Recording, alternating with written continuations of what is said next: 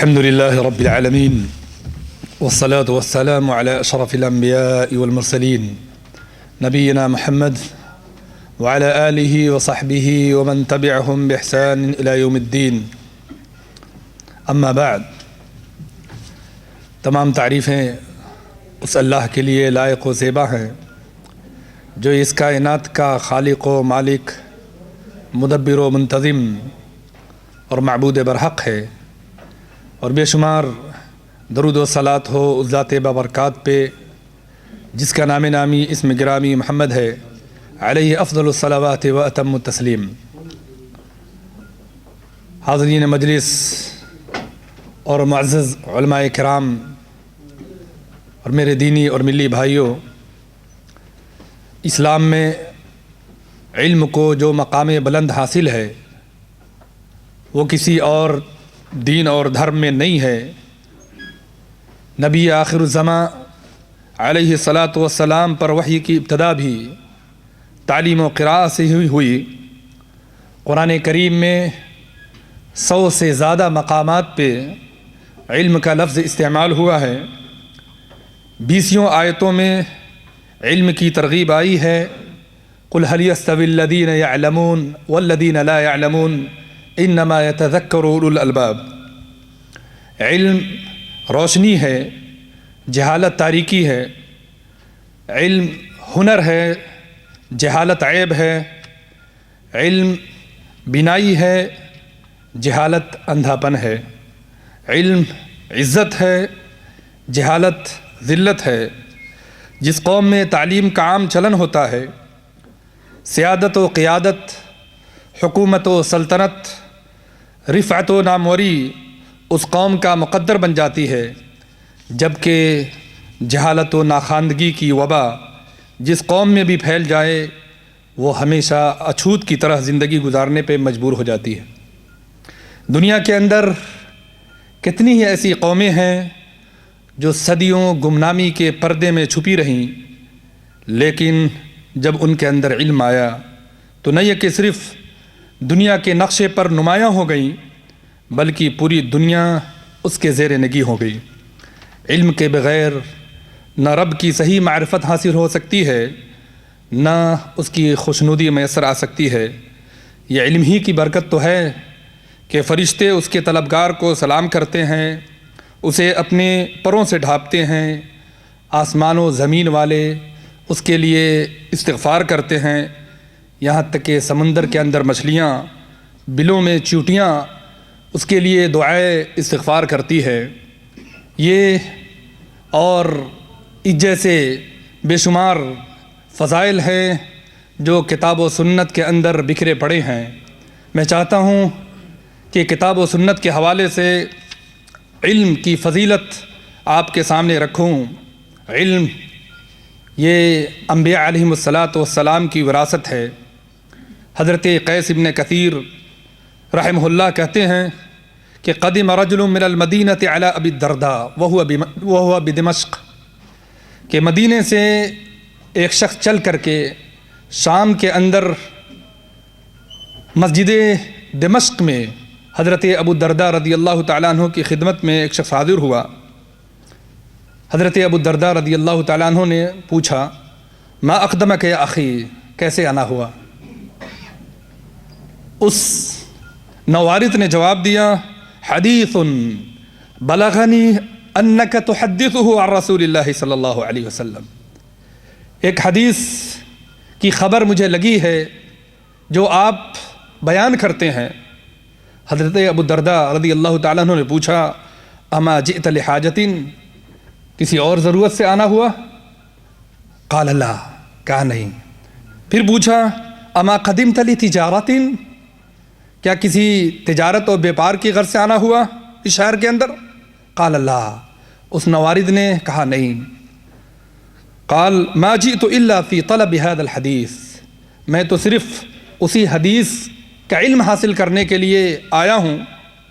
حضرت ابو الدرداء رضی اللہ تعالیٰ عنہ نے اس سے پہلے علم کی فضیلت میں حدیث بیان کی، من سلک طریقا یبتغی فیہ علما سلک اللہ بہ طریقا الی الجنہ الی آخرہ۔ اسی حدیث کا آخری ٹکڑا کہ ان العلماء ورثۃ الانبیاء، علماء یہ انبیاء کے وارث ہیں، وان الانبیاء لم یورثوا دینارا ولا درہما، اور یہ انبیاء دینار و درہم کی وراثت نہیں چھوڑتے، انما ورثوا العلم، یہ وراثت چھوڑتے ہیں علم کی وراثت، فمن اخذ به اخذ بحظ وافر، جو بھی اس وراثت کو لے اسے چاہیے کہ بھرپور مقدار میں لے۔ اس حدیث پاک سے پتہ ہی چلا کہ علم یہ انبیاء علیہم السلام کی وراثت ہے۔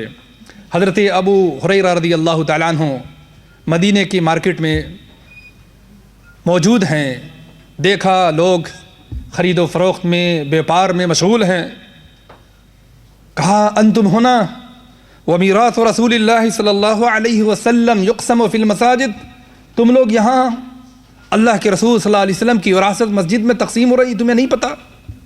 لوگ بھاگے ہوئے دوڑے مسجد کی طرف گئے، دیکھا مسجد میں کہیں کوئی وراثت تقسیم نہیں ہو رہی ہے، پلٹ کر آئے، پوچھا حضرت ابو ہریرہ رضی اللہ تعالیٰ عنہ سے کہ وہاں تو ہم نے کچھ بڑھتے ہوئے نہیں دیکھا، کیا وہاں؟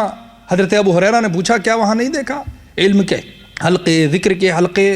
کہاں؟ کہا یہی تو اللہ کے رسول صلی اللہ علیہ وسلم کی وراثت ہے۔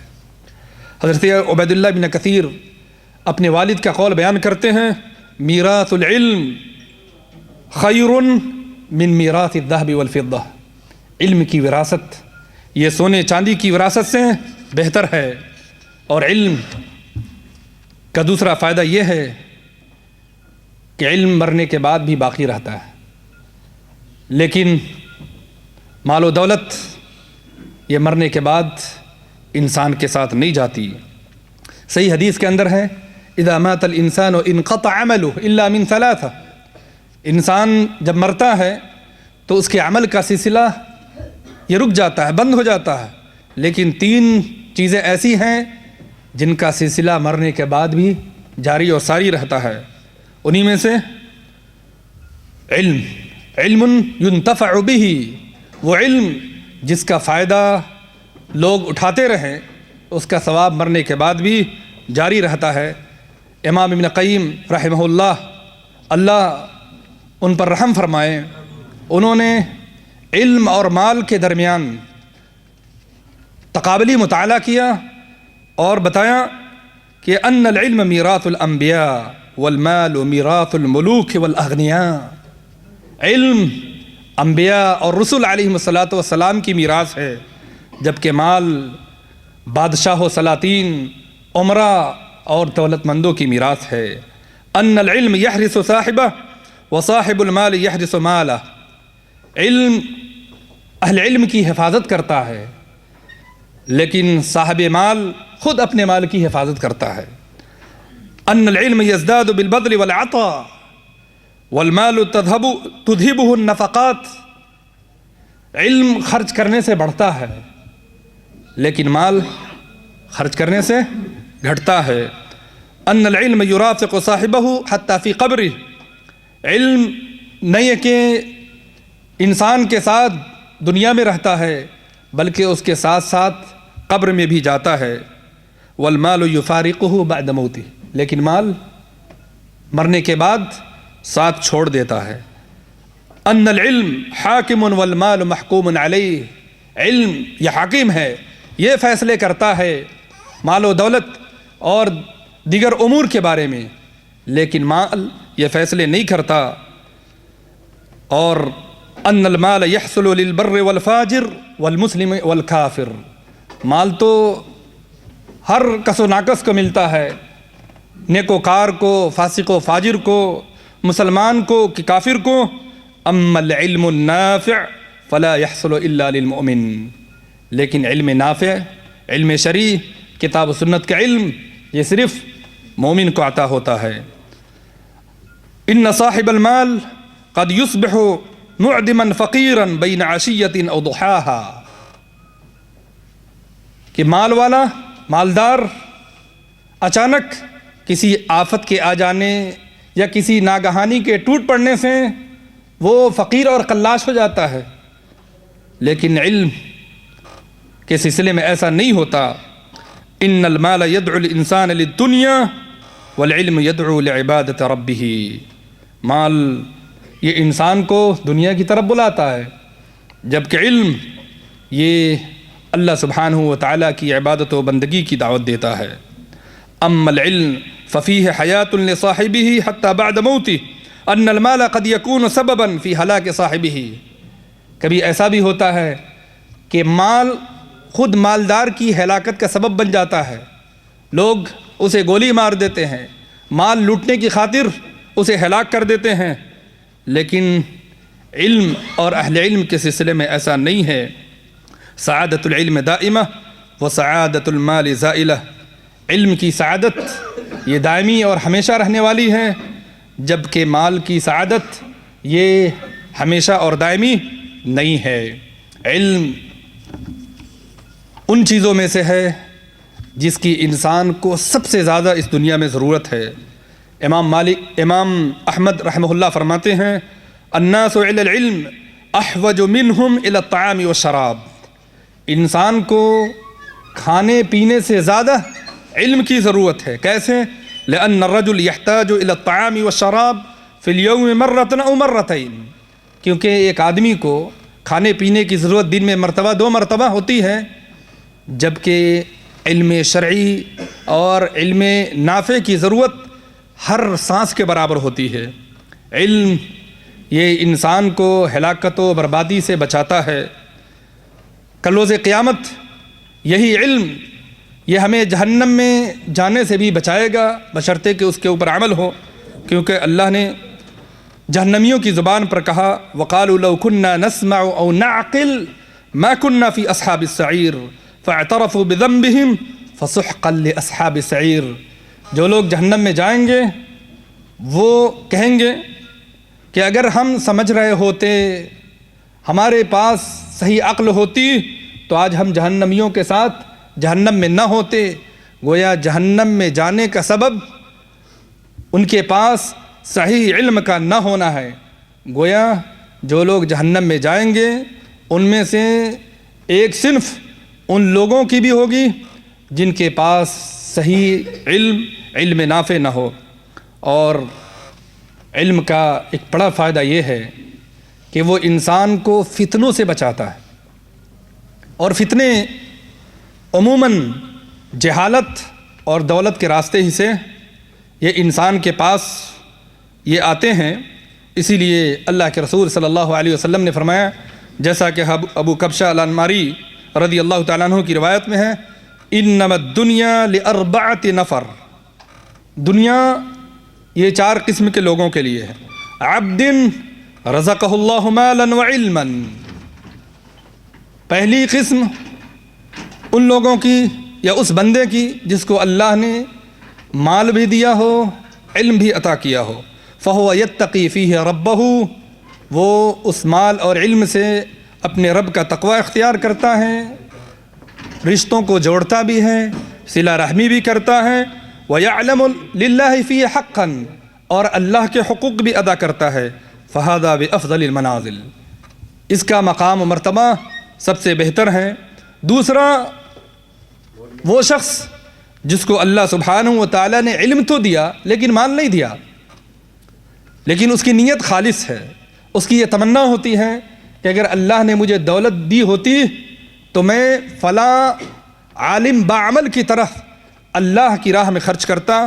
اللہ سبحانہ و تعالیٰ اسے حسن نیت کا ثواب عطا کرتا ہے. وَعَبْدٍ رَزَقَهُ اللَّهُ مَالًا وَلَمْ يَرْزُقْهُ عِلْمًا. تیسرا وہ جس کو اللہ نے مال تو دیا، علم نافع نہیں دیا، وہ اپنے مال میں ادھر ادھر بھٹکتا ہے، فتنے کا شکار ہوتا ہے، نہ رب سے ڈرتا ہے. مال کے تعلق سے اس مال کو اپنا مال سمجھتا ہے. وہ یہ نہیں سمجھتا یہ مال اللہ کا ہے، اللہ نے اس کے تصرف میں دیا ہوا ہے. نہ وہ صلہ رحمی کرتا ہے، نہ حقوق اللہ اور حقوق العباد ادا کرتا ہے. یہ سب سے بدترین مقام کا حامل ہے. اور چوتھا وہ شخص جس کے پاس نہ مال ہے نہ علم ہے.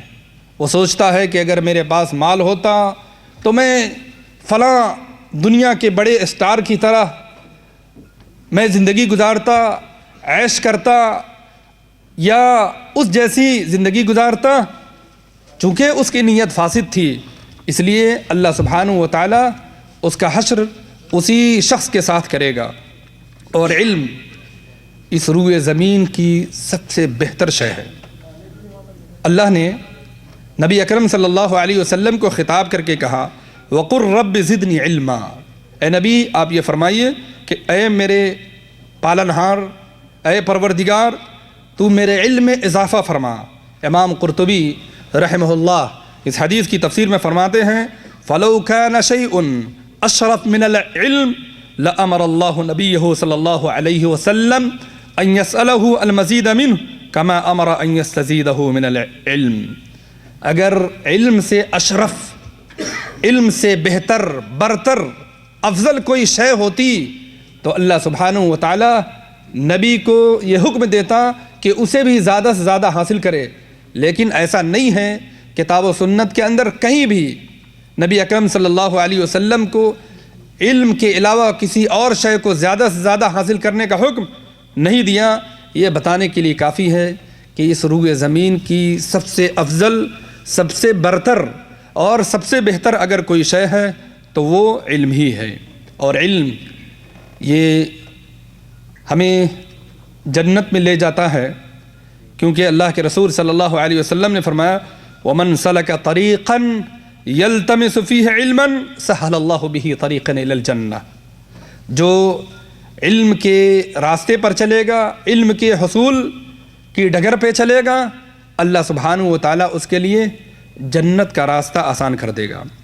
اور علم یہ ہر شے سے پہلے، ہر چیز سے پہلے، ہر قول فعل عبادت سے پہلے، کیونکہ اللہ نے قرآن حکیم میں فرمایا فَاعْلَمْ أَنَّهُ لَا إِلَهَ إِلَّا اللَّهُ، کہ اے نبی آپ جان لیجئے کہ اللہ سبحانہ و تعالیٰ کے علاوہ کوئی معبود برحق نہیں ہے اور اپنے گناہوں کی مغفرت چاہیے۔ امام بخاری رحمہ اللہ صحیح بخاری کے اندر باب باتے ہیں باب العلم قبل القول والعمل لقوله تعالی فاعلم انه لا الہ الا اللہ۔ یہ باب اس بیان میں کہ علم قول اور عمل دونوں سے پہلے ہے، اور یہ اس وجہ سے کہ اللہ نے توحید سے پہلے توحید ربوبیت، توحید الوہیت اور اپنے سب سے عظیم حق کو بیان کرنے سے پہلے اللہ نے کہا فاعلم، پہلے علم حاصل کرو، تمہیں اس بات کا علم ہونا چاہیے۔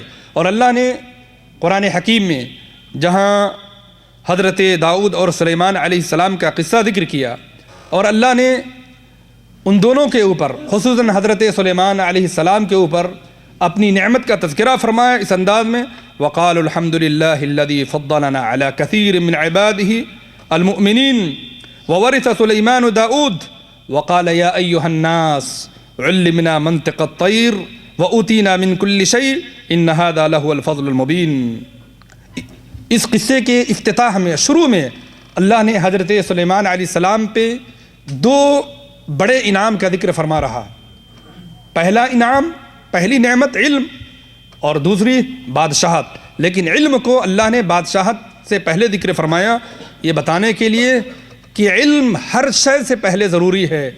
اگر بادشاہت، حکومت، سلطنت، خلافت علم کے مطابق نہ ہو تو یہ انسان کے لیے جان لیوا ہے۔ اور اللہ کے رسول صلی اللہ علیہ وسلم نے فرمایا طلب العلم فریضۃ علی کل مسلم، علم کا حاصل کرنا یہ ہر مسلمان پہ فرض ہے۔ اور علم یہ نور بصیرت بھی ہے۔ اللہ نے قرآن حکیم میں فرمایا فَإِنَّهَا لَا تَعْمَى الْأَبْصَارُ وَلَكِنْ تَعْمَى الْقُلُوبُ الَّتِي فِي الصُّدُورِ، یہ آنکھیں اندھی نہیں ہوتی بلکہ دل اندھے ہوتے ہیں جو سینوں کے اندر ہے۔ اور علم سے ہی اللہ سبحانہ و تعالیٰ کا خوف، اللہ کی خشیت حاصل ہوتی ہے۔ اللہ نے فرمایا انما یخشی اللہ من عبادہ العلماء، اللہ سبحانہ و تعالیٰ سے حقیقی معنوں میں ڈرنے والے یہ علماء ہی ہیں جو اللہ سبحانہ و تعالیٰ کی صحیح معرفت رکھتے ہیں۔ علم جہاد بھی ہے، بلکہ سب سے افضل جہاد ہے، کیونکہ جہاد کی قسموں میں سے حجت اور بیان کے ذریعے بھی جہاد کرنا ہے، اور اس جہاد کی ضرورت انسان کو جتنی ہے اتنی ضرورت ہر وقت ہر آن ہر گھڑی جہاد بالسیف کی، تلوار اور بدنوق کے ذریعے جہاد کی نہیں ہوتی۔ اور اللہ نے فرمایا یا ایھا النبی جاہد الکفار والمنافقین واغلظ علیہم، اے نبی آپ کفار اور منافقین سے جہاد کیجئے۔ یہاں پہ ہر اہل علم جانتا ہے کہ جہاد سے مراد یہ جہاد بالحجہ والبیان ہے، اور اللہ کے رسول صلی اللہ علیہ وسلم نے طلب علم کو جہاد حدیث پاک میں بھی فرمایا۔ سنن ابن ماجہ کی حدیث ہے من جاء مسجدی ھذا لم یأتہ الا لخیر یتعلمہ او یعلمہ فہو فی منزلۃ المجاہد فی سبیل اللہ، کہ جو شخص مسجد آئے مقصد علم حاصل کرنا یا علم سکھانا ہو، فہو فی منزلۃ المجاہد فی سبیل اللہ، وہ مجاہد فی سبیل اللہ کے درجے میں ہے۔ ومن جاء لغیر ذلک، اور اگر کوئی اس کے علاوہ دوسرے مقصد سے آئے، فہو بمنزلۃ الرجل ینظر الی متاع غیرہ، وہ اس شخص کی طرح ہے جو دوسروں کی چیزوں کو للچائی ہوئی نگاہ سے دیکھتا ہے۔ اور علم میرے بھائی یہ قابل رشک چیز ہے۔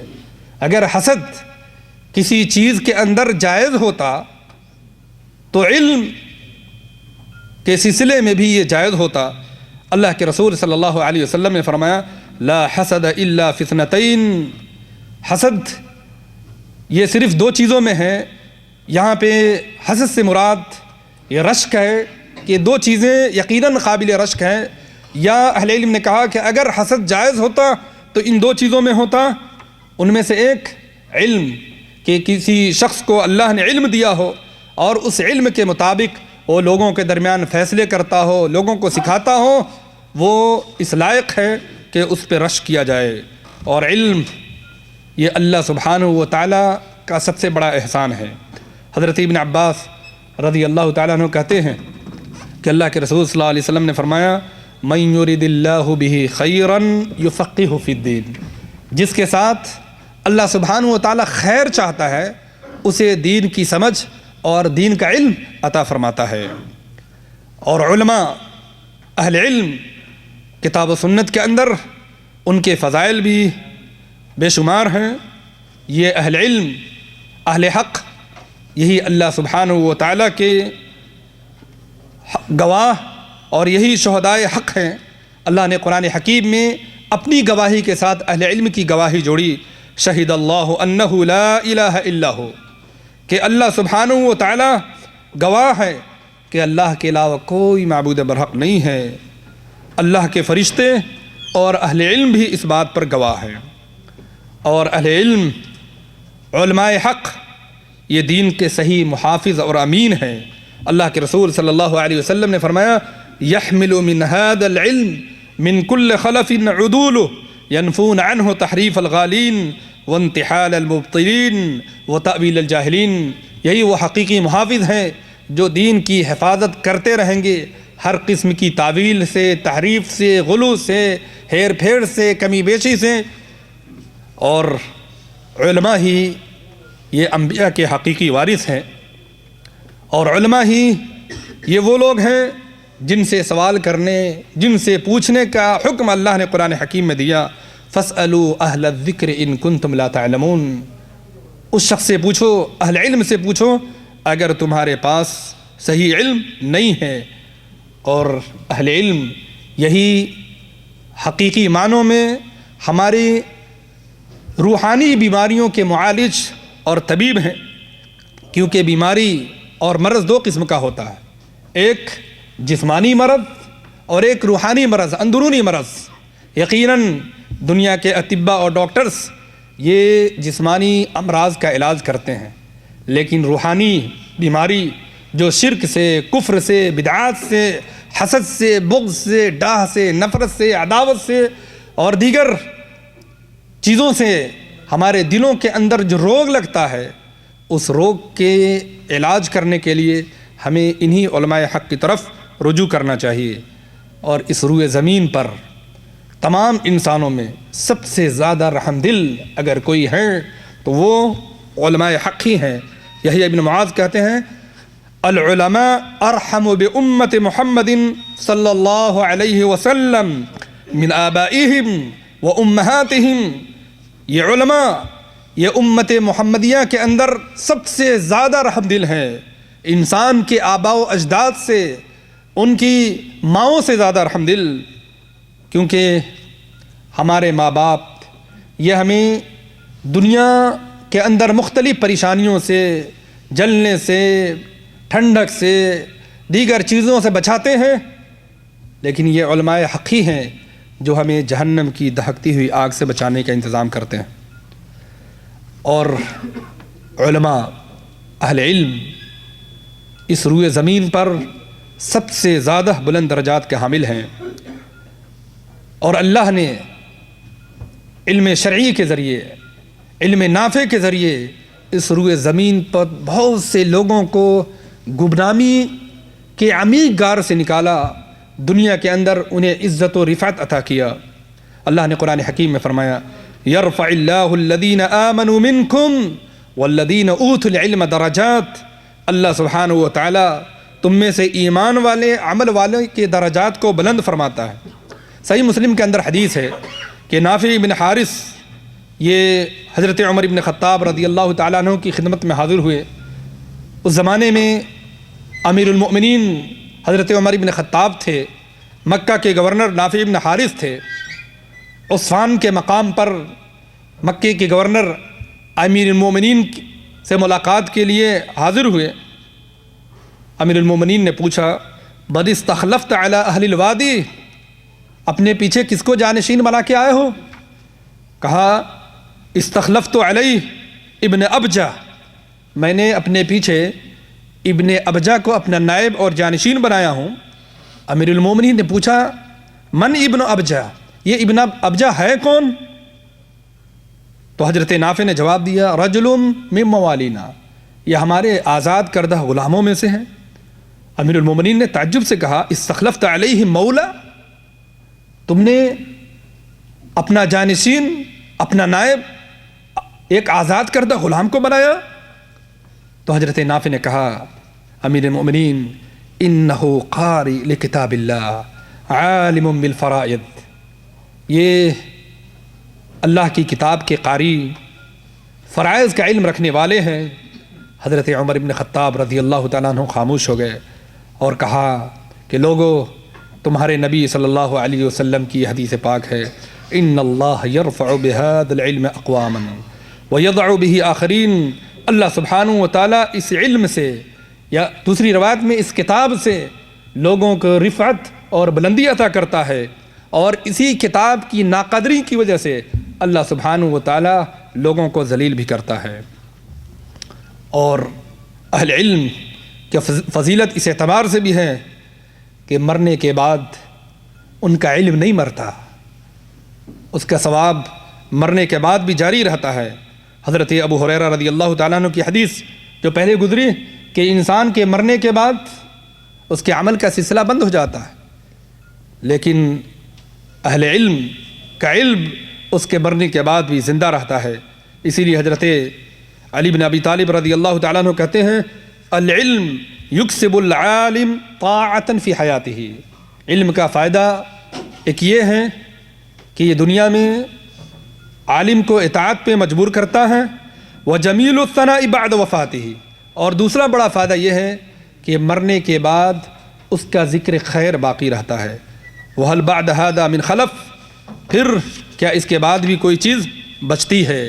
اور اہل علم ہی وہ برگزیدہ لوگ ہیں جن کے اوپر اللہ سبحانہ و تعالیٰ کی رحمتیں اترتی ہیں۔ اللہ نے اللہ کے رسول صلی اللہ علیہ وسلم نے ایک حدیث پاک میں فرمایا الا ان الدنیا ملعونہ ملعون ما فیہا الا ذکر اللہ وما والا وعالم او متعلم، کہ لوگو کان کھول کر کے سن لو، یہ دنیا اور دنیا کی ساری چیزیں لعنتی ہیں سوائے اللہ سبحانہ و تعالیٰ کے ذکر کے، وعالم او متعلم، عالم کے یا علم حاصل کرنے والے کے۔ اور یہ طلبہ علم کے حاصل کرنے والے آپ جیسے لوگ، یہ رسول اللہ صلی اللہ علیہ وسلم کی صحیح وصیت ہے۔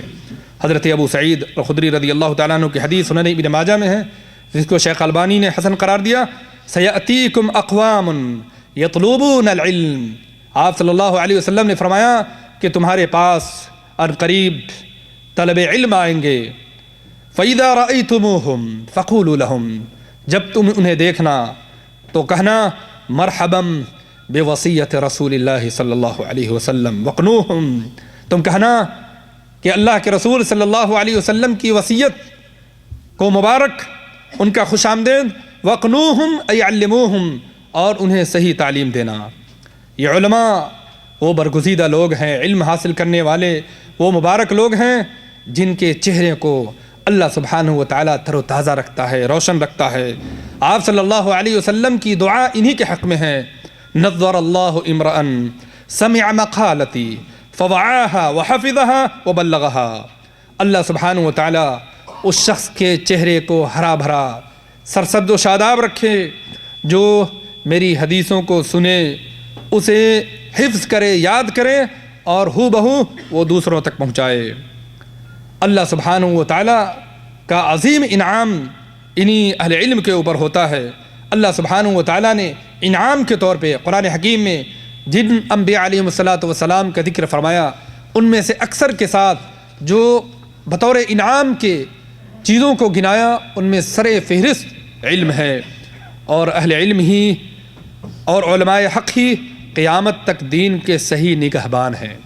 اللہ کے رسول صلی اللہ علیہ وسلم نے فرمایا من یرد اللہ بہ خیرا یفقہہ فی الدین وانما انا قاسم واللہ معطی ولن تزال هذه الامہ قائمۃ علی امر اللہ لا یضرهم من خالفهم حتی یأتی امر اللہ بامرہ، کہ یہ گروہ علماء حق کا گروہ یہ ہمیشہ دین کی نگہبانی کا فریضہ سر انجام دیتا رہے گا، مخالفت کرنے والوں کی مخالفت ان کا بال بیکا نہیں کر سکے گی، یہاں تک کہ اللہ سبحانہ و تعالیٰ اپنا حکم لے کر آئے۔ اور علماء اہل علم اس روئے زمین پر سب سے افضل لوگ ہیں۔ حضرت ابو امامہ رضی اللہ تعالیٰ عنہ کی حدیث ہے کہ اللہ کے رسول صلی اللہ علیہ وسلم نے فرمایا فضل العالم علی العابد کفضلی علی ادناکم، ایک عالم کی فضیلت عبادت گزار پہ ایسے ہی ہے جیسے میری فضیلت یعنی رسول اللہ صلی اللہ علیہ وسلم کی فضیلت تم میں سے سب سے ادنا شخص پر ہے۔ اور حضرت جابر کی حدیث ہے کہ آپ صلی اللہ علیہ وسلم نے فرمایا الناس معادن فخیارہم فی الجاہلیہ خیارہم فی الاسلام اذا فقہوا، کہ لوگ یہ ایک کان کی طرح ہیں، زمانے جاہلیت میں جو بہتر تھے، بھلے تھے، اچھے تھے، وہ اسلام لانے کے بعد بھی اچھے اور بھلے ہیں، بشرطے کہ ان کے پاس دین کی صحیح معرفت ہو۔ اور اہل علم، علماء حق، طلب علم، یہ وہ لوگ ہیں جن پر اللہ کی رحمتیں اترتی ہیں، اللہ کے فرشتے ان کے لیے، بلکہ آسمان و زمین والے، سمندر کی مچھلیاں تک ان کے لیے دعائیں استغفار کرتی ہے۔ اللہ کے رسول صلی اللہ علیہ وسلم نے فرمایا ان اللہ وملائکتہ واہل السماوات والارض حتی النملۃ فی جحرها وحتی الحوت لیصلون علی معلم الناس الخیر، اللہ کے فرشتے، آسمان والے، زمین والے، حتیٰ کہ بلوں کے اندر چونٹیاں، سمندر کے اندر مچھلیاں، یہ سبھی طلب علم پہ، علماء حق پہ درود بھیجتے ہیں۔ اور علماء اس روئے زمین پر سب سے زیادہ اللہ سے ڈرنے والے، اللہ کی عبودیت و بندگی بجا لانے والے ہیں۔ اللہ نے قرآن حکیم میں ان کی تعریف میں فرمایا انما یخشی اللہ من عباد علماء، اور حضرت عبداللہ ابن مسعود فرماتے ہیں کفا بخشیت اللہ علما، علم کی فضیلت کے لیے یہی کافی ہے کہ اس سے اللہ کی خشیت، اللہ کا خوف حاصل ہوتا ہے۔ وکفا بالاغترار للہ جہلا، اور جہالت کی مذمت کے لیے یہی کافی ہے کہ اس سے انسان رب العالمین کے تعلق سے دھوکے کا شکار ہوتا ہے۔ کچھ لوگوں نے امام شافعی رحمہ اللہ کو دیکھ کر کہا یا عالم، حضرت امام شعبی رحمہ اللہ نے جب یہ سنا کہا انظروا ما تقولون، ٹھہرو کیا کہہ رہے ہو، تم نے غور کیا؟ انما العالم من یخشی اللہ، عالم تو وہ ہوتا ہے جس کے دل میں اللہ کا خوف، اللہ کی خشیت ہو، جو اللہ سے سب سے زیادہ ڈرنے والا ہو۔ اور علماء اور اہل حق، اہل علم ہی حقیقت میں شیطان کے سب سے بڑے دشمن ہیں۔ حضرت ابو ہریرہ رضی اللہ تعالیٰ عنہ کہتے ہیں وَلَا فَقِيهٌ وَاحِدٌ أَشَدُّ عَلَى الشَّيْطَانِ مِنْ أَلْفِ عَابِدٍ، ایک فقیہ، اور فقیہ سے مراد کتاب و سنت کا صحیح علم رکھنے والا، 1000 عبادت گزار سے زیادہ شیطان پر بھاری ہے۔ اور اہل علم، علماء حق، یہ گھٹا ٹوپ تاریکی میں ہدایت کے چراغ ہیں۔ اللہ نے قرآن حکیم میں فرمایا وَعَلَامَاتٍ وَبِالنَّجْمِ هُمْ يَهْتَدُونَ، اور اللہ کے رسول صلی اللہ علیہ وسلم نے علماء کی فضیلت میں فرمایا فضل العالم علی العابد کفضل القمر فی لیلۃ البدر علی سائر الکواکب، کہ ایک عالم کو عابد یعنی عبادت گزار پہ وہی فضیلت ہے جو 14ویں رات کی چاندنی کو یا چاند کو دیگر ستاروں پہ فضیلت حاصل ہے۔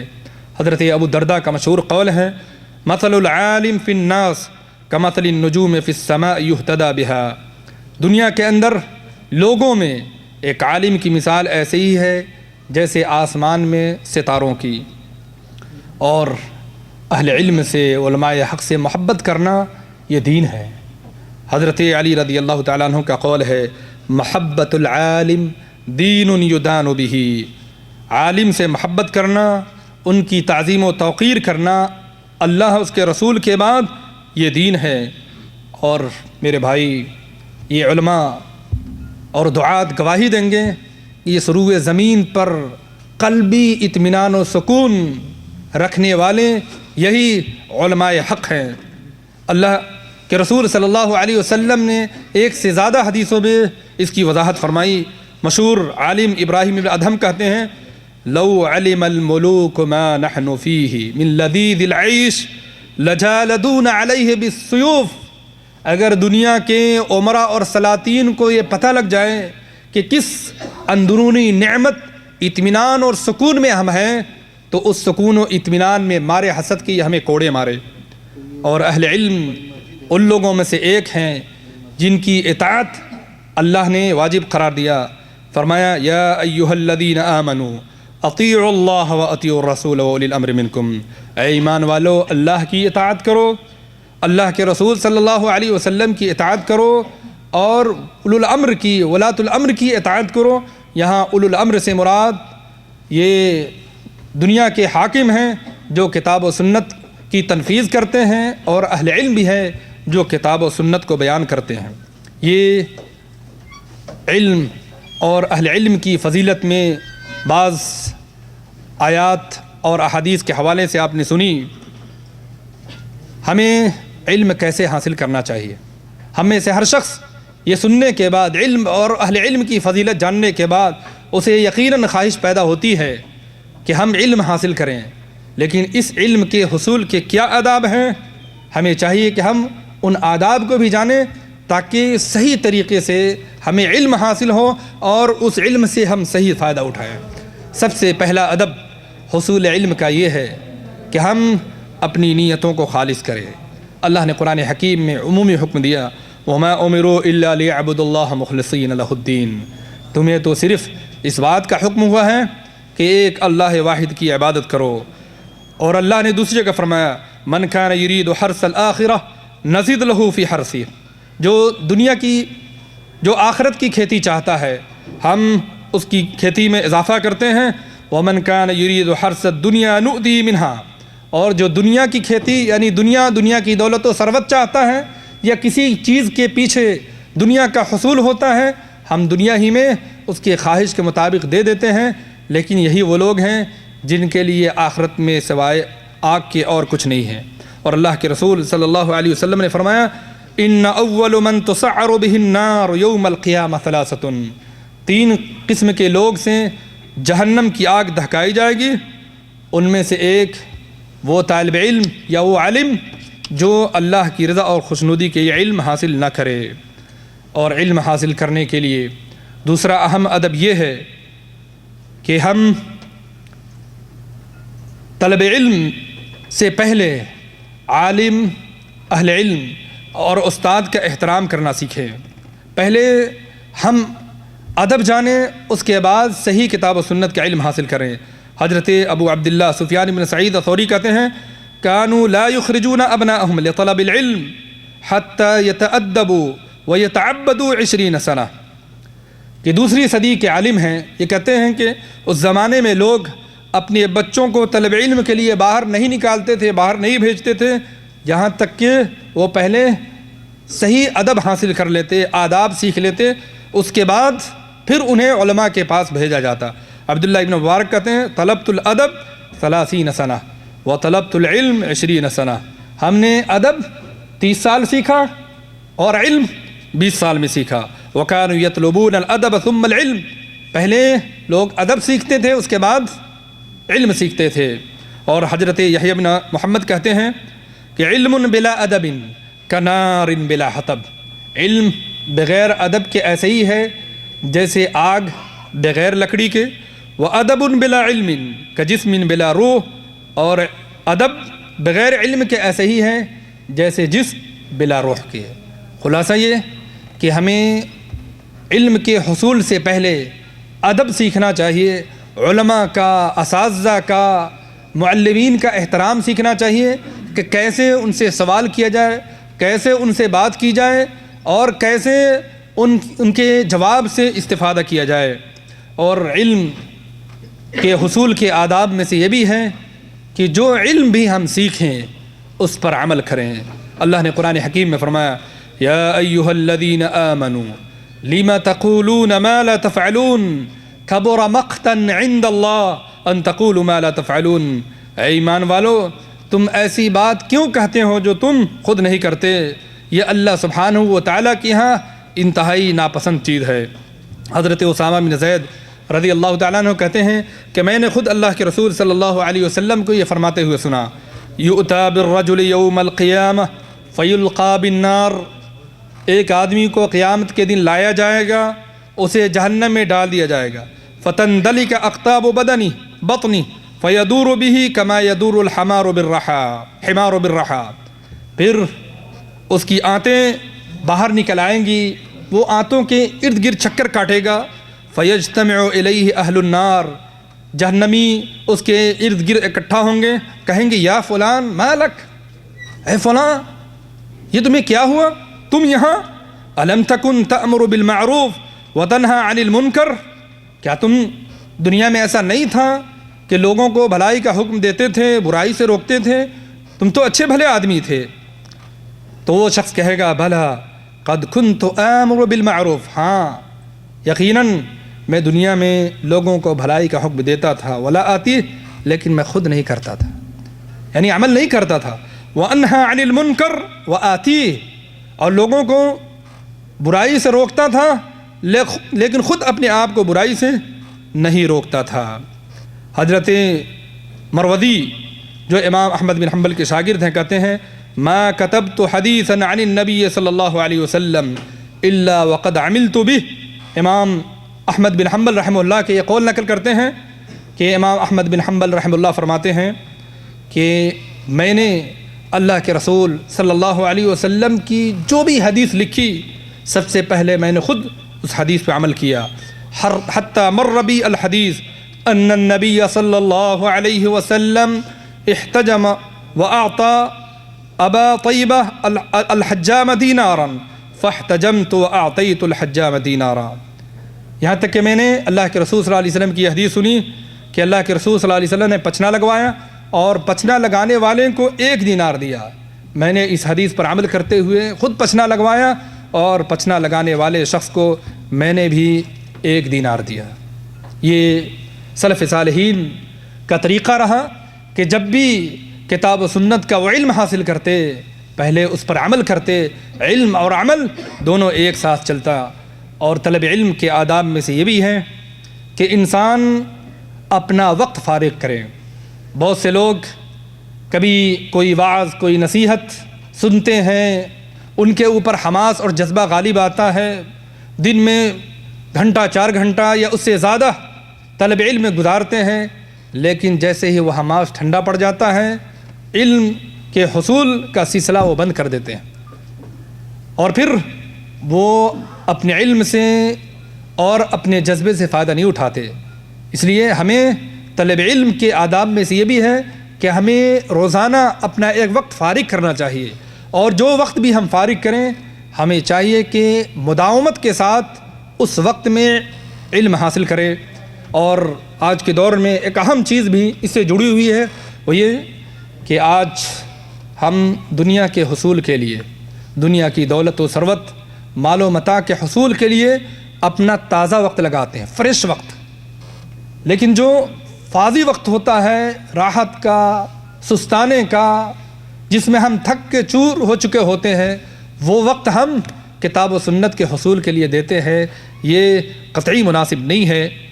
اور جیسا کہ میں نے پہلے کہا کہ جو سلسلہ طلب علم کا ہم شروع کریں ہمیں چاہیے کہ ہم اس کو جاری رکھیں، کیونکہ سلف صالح کا یہ قول بھی ہے اطلب العلم من المہد الی اللحد۔ ایسا نہیں ہے کہ ہم نے ایک کتاب بڑے حماس کے ساتھ پڑھی، جیسے وہ کتاب ختم ہوئی ہم نے علم حاصل کرنے کا سلسلہ چھوڑ دیا۔ علم کی کوئی انتہا نہیں ہے، اس کی کوئی حد نہیں ہے۔ انسان پوری زندگی کتاب و سنت کا علم حاصل کرتا رہے پھر بھی وہ مکمل علم حاصل نہیں کر سکتا، اس لیے کسی اسٹیج پہ، کسی مقام پہ پہنچنے کے بعد اسے یہ نہیں سمجھنا چاہیے کہ میں تو اب عالم ہو گیا، اب مجھے علم حاصل کرنے کی ضرورت نہیں ہے۔ علم ہمیں حاصل کرنا ہے ماں کی گود سے لے کر قبر تک۔ اور علم کے حصول کے لیے اہل علم نے جو آداب بتائے ہیں ان میں سب سے اہم ادب صبر، تحمل اور برداشت۔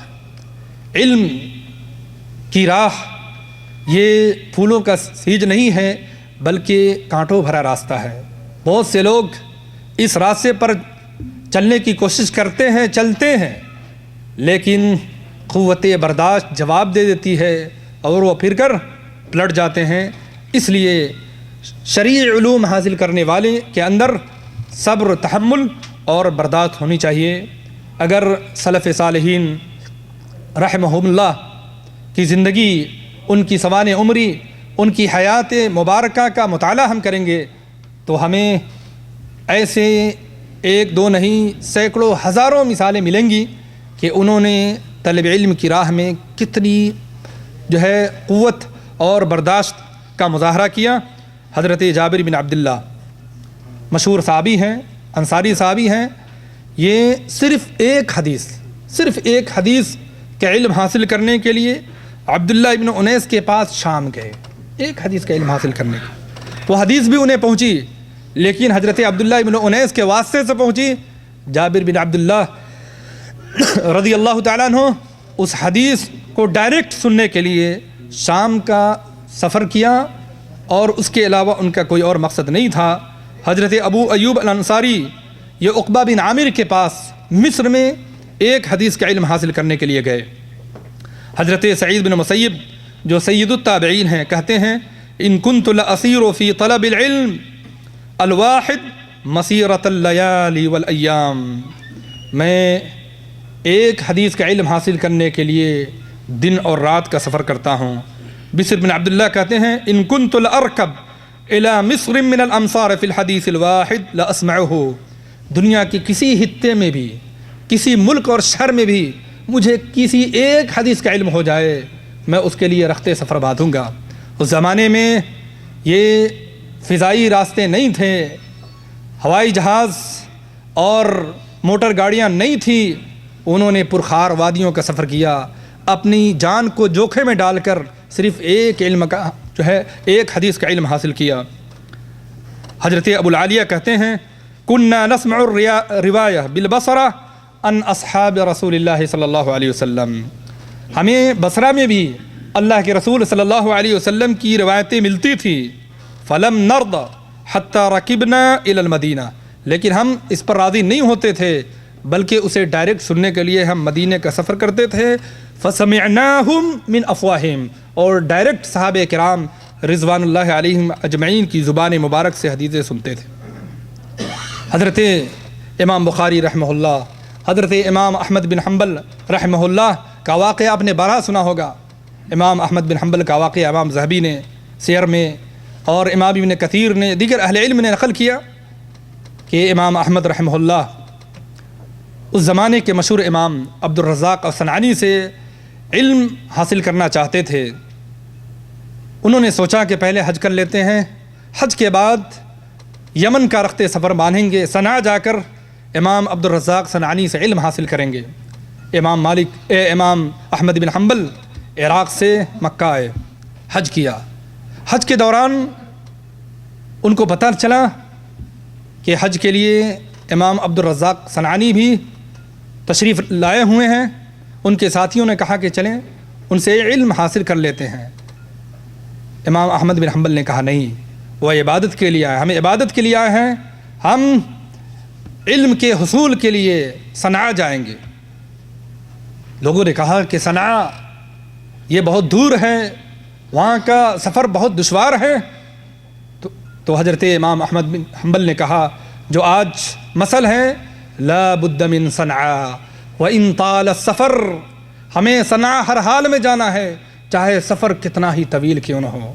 امام احمد بن حنبل صنعاء گئے، پاپیادہ گئے، پیدل چل کر کے گئے۔